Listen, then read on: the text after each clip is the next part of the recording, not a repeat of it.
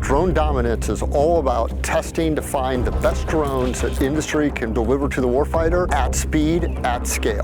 Going on. Part of this test is how quickly can somebody be trained to become an instant operator on a facility.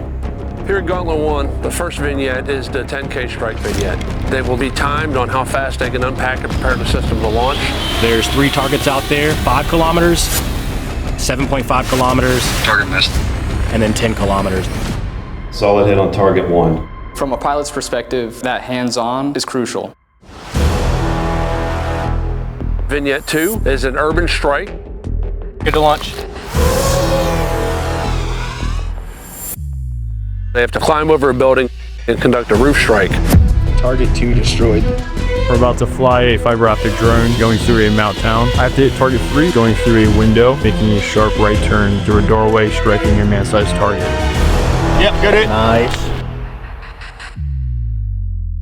Vignette 3 is a kinetic strike here at Galloway Range.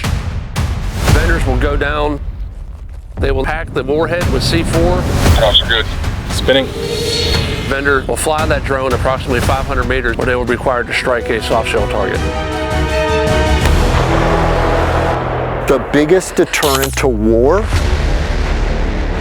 is having capabilities that we can produce at scale and deliver to the warfighter.